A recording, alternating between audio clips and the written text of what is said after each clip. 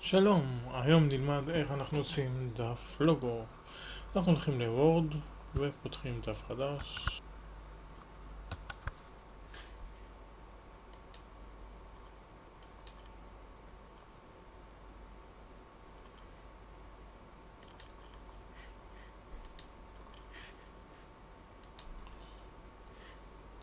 ואנחנו עושים דף לוגו.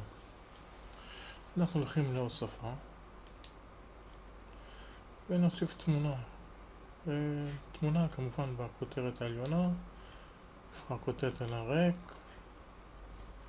נמחוק את זה ונלך להוספה, תמונה,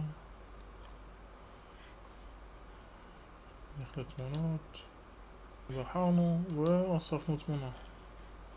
כמובן נקטין אותה, שם העסק שלנו יהיה אמיר על האש. כמובן נגדיל את הגופן, נשנה קצת, אנחנו יכולים למרכז אותו טיפה,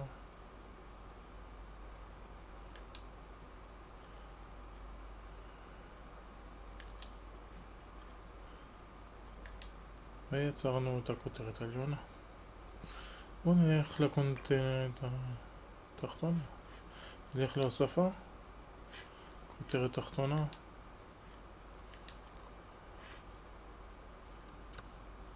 נעשה 3 מינוסים קטנים ונכתוב את הכתובת שלנו, מקווה ישראל 1,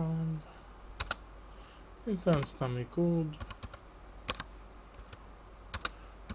טלפון,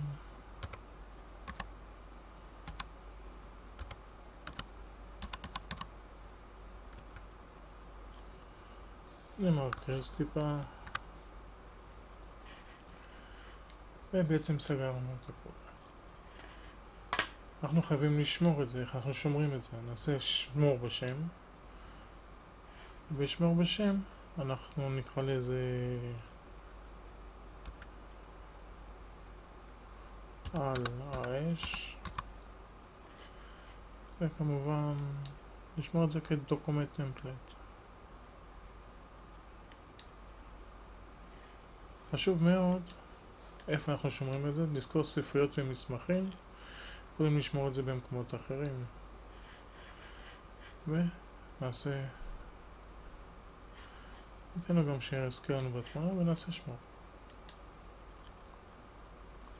ויש לנו פה דף עם לוגו.